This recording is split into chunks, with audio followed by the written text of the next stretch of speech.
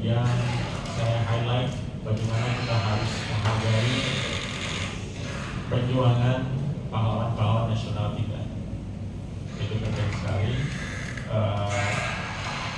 Kita sudah merdeka 79 tahun dan saya kira kita masuk ke generasi keempat sekarang bangsa ini, dan ada banyak anak-anak kita yang mungkin kurang mengenal pahlawannya, mungkin hanya cerita dan gambar foto, mungkin kalau di pelajaran sekolah, tapi ada jarak sejarah yang jauh gitu, dan semakin jauh dia akan semakin sayup-sayup apa yang terjadi di masa-masa itu. Dan saya kira nasihat dari Mas Eros Daruk tadi juga penting sekali, bagaimana kemudian para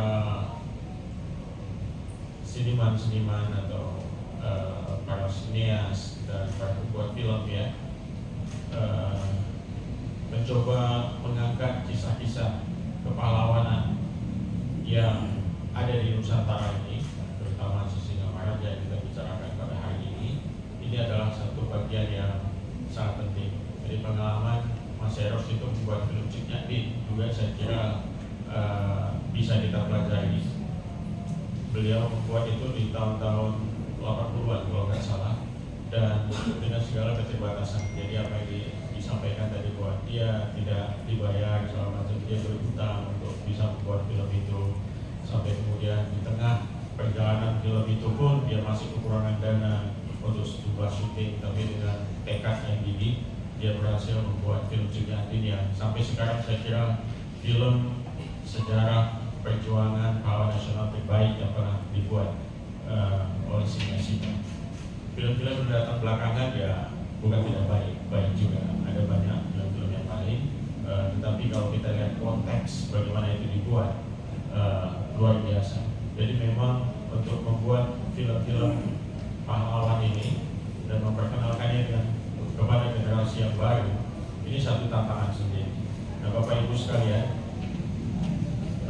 sebetulnya ada satu kemudahan-kemudahan yang ada di tengah kemajuan teknologi kita pada hari ini ya.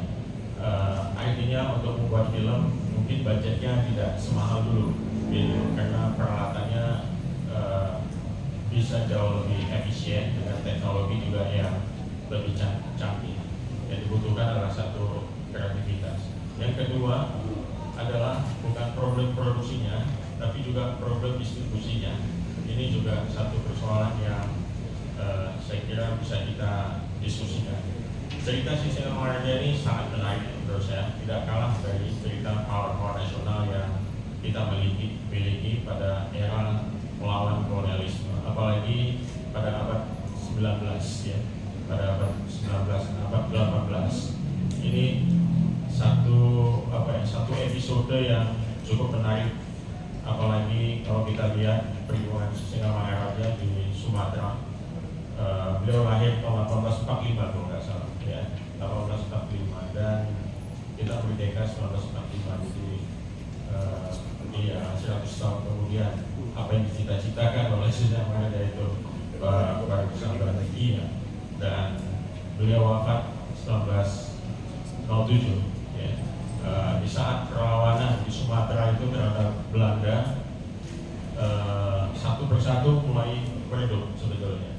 Ya, puncak-puncak perlawanan itu adalah di akhir tahun 1800-an. Dimulai dengan perang yang cukup besar juga di Aceh 1873 ya. Kemudian Belanda waktu itu agak underestimate dengan Aceh, dia cuma kirim 3.000 orang pasukan di sana dipimpin oleh Mayor Jenderal waktu itu, Kohler namanya. Dia menyerbu Aceh, tapi dia underestimate, dia hanya mampu masuk sampai perbatasan Sungai Aceh itu, lalu kemudian begitu masuk ke daerah yang sekarang menjadi Masjid Baitur Rahman, terjadi pertempuran yang cukup dahsyat dan Kohler tewas di situ. Itu membuat Belanda benar-benar terkejut dan pukulan moral luar biasa. 1873, 1874 dikirim ekspedisi kedua dengan tentara yang 3 kali lipat, sampai 10.000 dengan taktik yang berbeda. Nah, kali ini memang pukulannya sangat kuat, membuat Banda Aceh itu jatuh ke tangan Belanda, tapi hanya kotanya saja. Istananya direbut, dihancurkan, istana sultannya kemudian dievakuasi dan lalu memimpin perjuangan dengan para gerilyawan. Jadi sultan ikut bergerilya keluar. Dan di 1884 kalau saya nggak salah, Sisingamaraja pernah mengontak beberapa gerilyawan Aceh untuk membantu perjuangan yang ada di wilayah Pak pada waktu itu. Tentu saja dalam keadaan sulit yang demikian kita bisa melihat ada solidaritas yang luar biasa ya antar masyarakat di Nusantara untuk melawan kolonialisme. Ini yang patut kita catat nilai-nilainya. Perjuangan di Aceh terus berlanjut. 1904 kalau nggak salah Cenyadin tertangkap, kemudian dia dibuang. Lalu 1911 the last man from the Tiro family,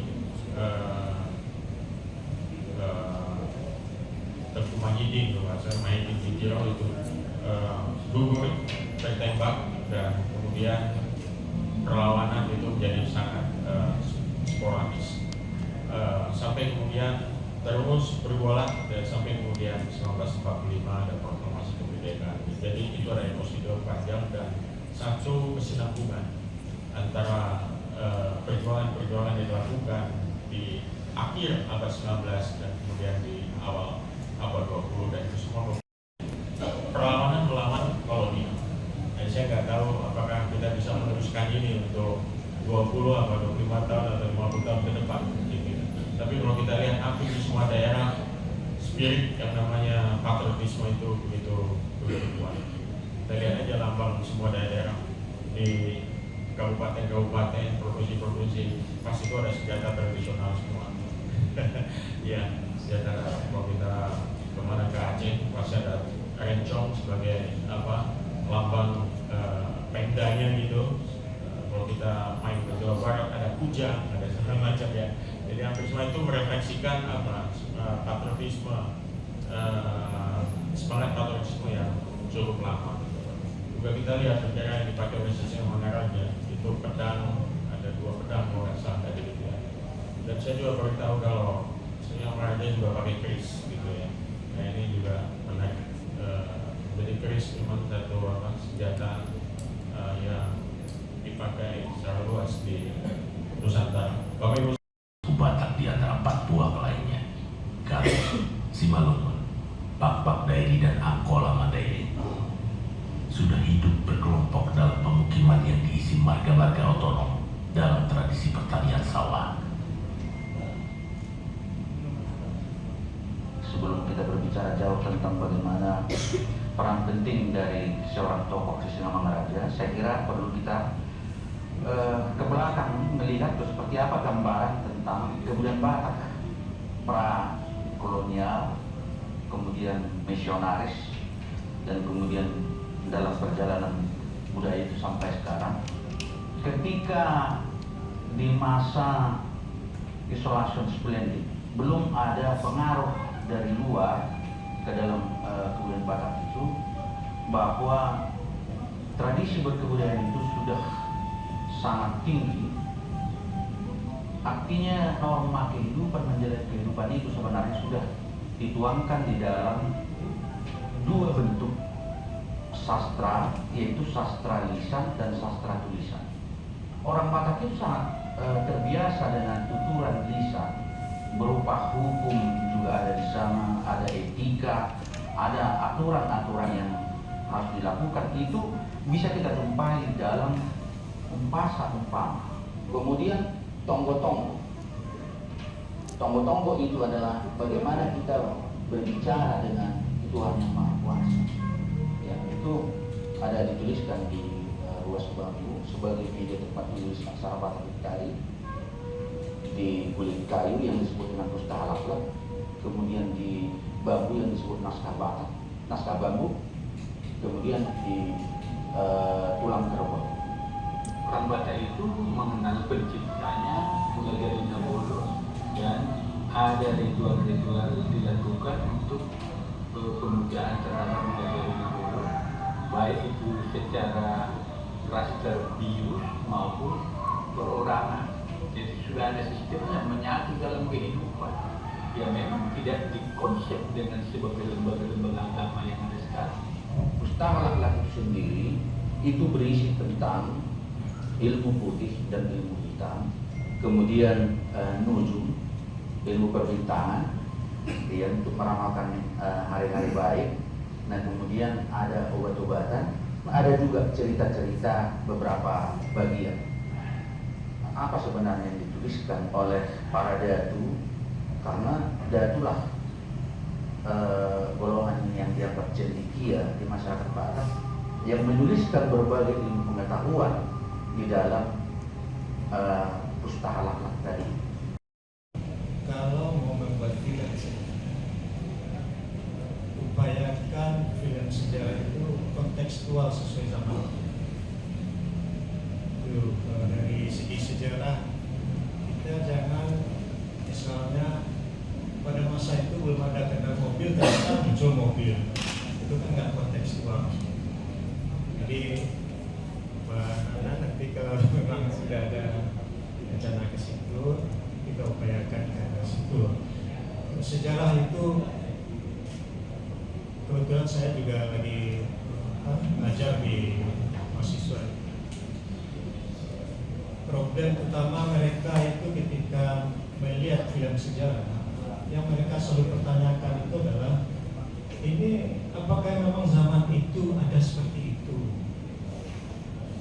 Kalau dilihat misalnya contoh-contoh film kita yang ternyata setelah mereka lihat dari berbagai sumber, ada hal-hal yang tidak kontekstual. Jadi ini sesuatu yang perlu kita pikirkan. Di samping tadi yang disampaikan Mas Eros Jarod tentang nilai-nilai yang perlu dimasukkan di dalam film itu, bagaimana nilai-nilai adat Batak itu menjadi inspirasi, menjadi semangat utama Sisingamangaraja dan masyarakat Batak untuk melakukan perlawanan.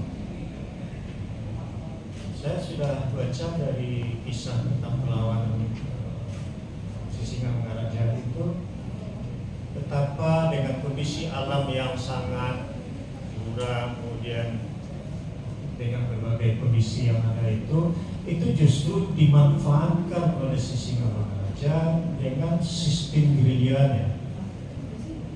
Jadi kondisi alam menjadi salah satu faktor yang mendukung bagaimana kurang lebih 29 tahun Sisingamangaraja melakukan perang gerilya.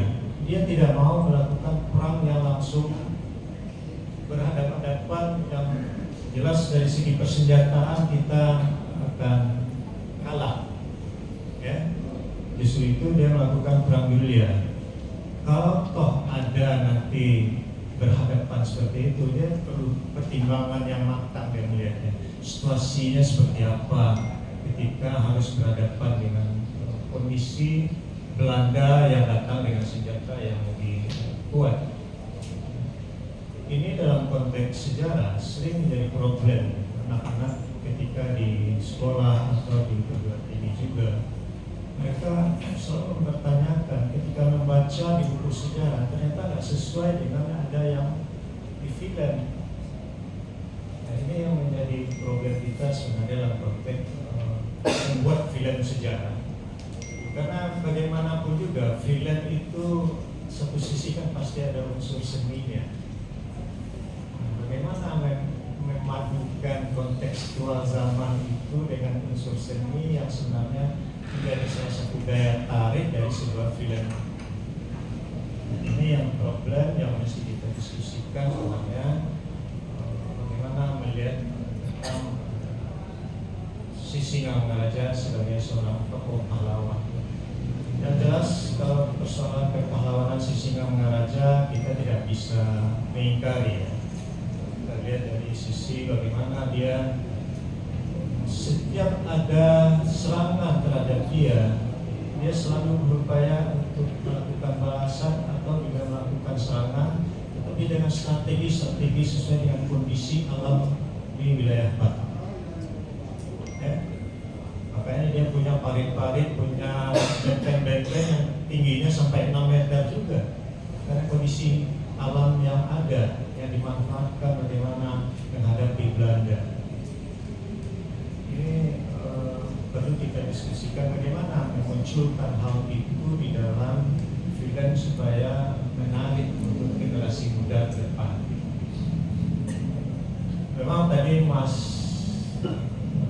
Eros Jarod sudah menunjukkan contoh tentang film yang kedua. Kemudian juga dari Mas bagaimana film Cut Nyakin. Kami di kalangan sejarawan, kalau sudah melihat film-film sejarah, selalu kami nanti melihat dokumentasi sejarah seperti apa. Nah, ini yang jadi persoalan kadang-kadang itu. Nah, jadi kami dari sejarawan, mohon nanti kalau membuat film sejarah, upayakan yang tadi saya katakan kontekstual zamannya.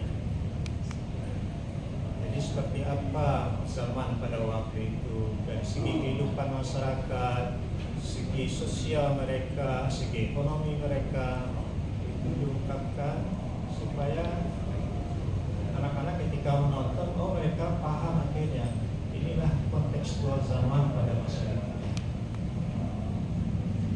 Jadi itu mungkin yang perlu kita cermati. Seperti tadi saya sudah katakan, nilai-nilai adat itu sangat kuat pengaruhnya bagaimana Sisingamangaraja melakukan strategi gerilya. Manusia khusus dari keturunan marga Sinambela yang memiliki kemampuan menggerakkan energi semesta, seorang Singamangaraja yang dianggap mampu menjadi penghubung langsung antara manusia dengan pencipta semesta.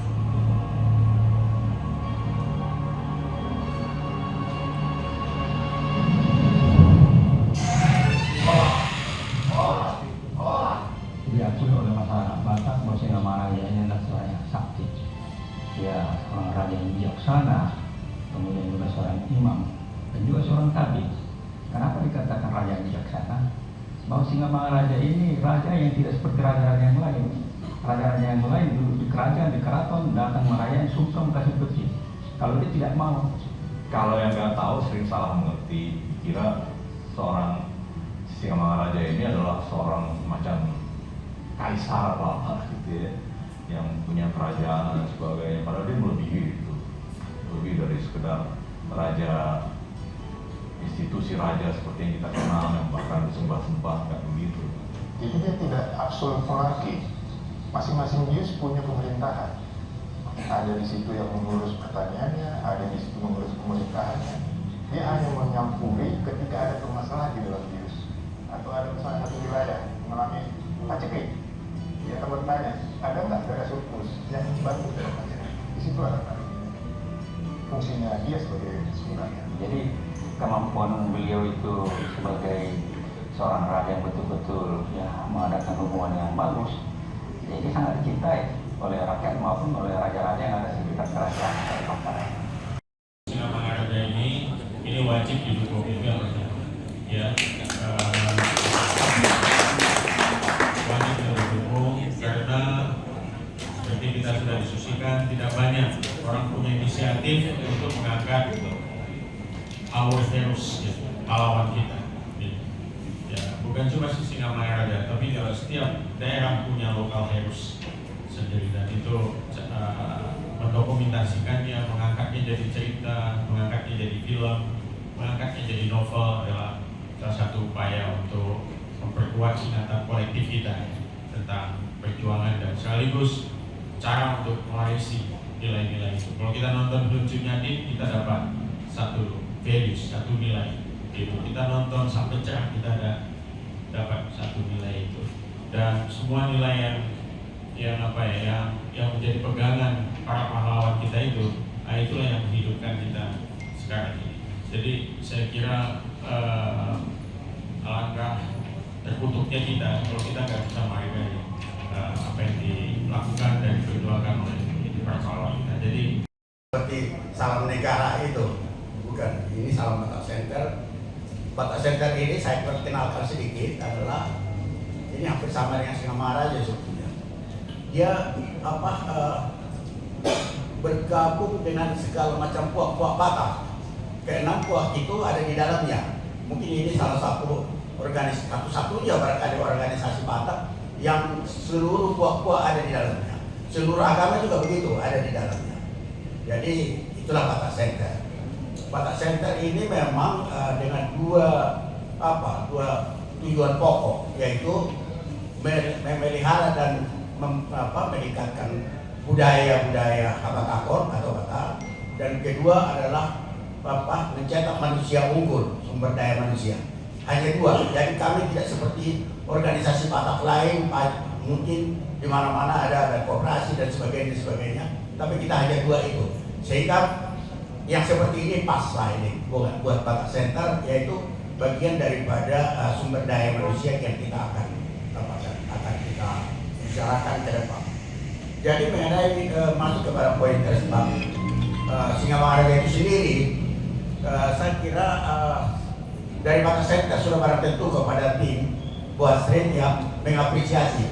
Terima kasih yang sebesar-besarnya, karena ini adalah bagian yang diinginkan oleh Batak Center sebetulnya. Bagaimana untuk melestarikan kekayaan budaya daripada Batak. Batak Center selain itu, sekarang Batak Center juga memperjuangkan beberapa tokoh-tokoh yang kita dianggap lainnya menjadi pahlawan. Kita juga lagi menulis buku tokoh-tokoh Batak untuk secara lengkap, mungkin ada manfaatnya ke depan. Jadi memang kalau kita akan membicarakan Singa Maharaja 12 ini, itu benar. Mungkin ada faktor kebetulan, nggak tahu saya apakah memang itu.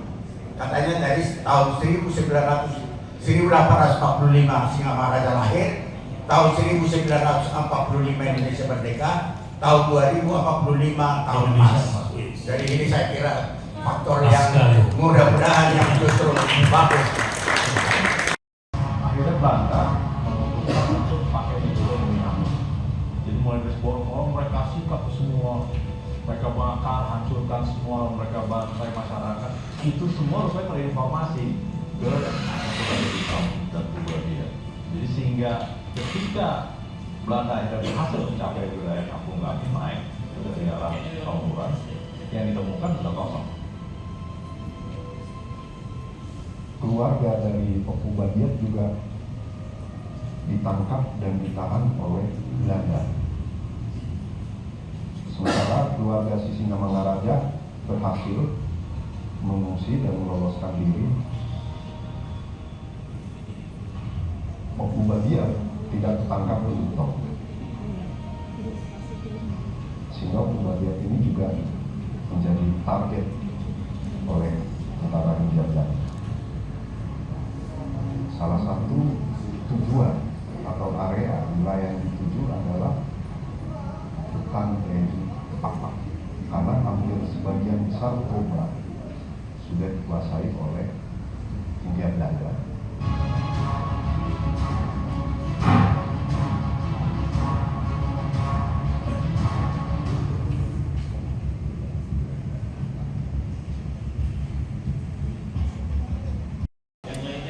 Tahun depan kita akan tunggu film The Son of Lion King of Indonesia, Singa Mangaraja. Ayo kita undang para sutradara yang beken untuk bergabung di film ini. Nantikan tahun depan 2026 penayangannya. Pembiayaan dengan konsep konsorsium. Pembiayaannya dengan konsep konsorsium yang akan didukung oleh Kementerian Kebudayaan, juga Kementerian Kominfo dan Digital. Betul? Terima kasih.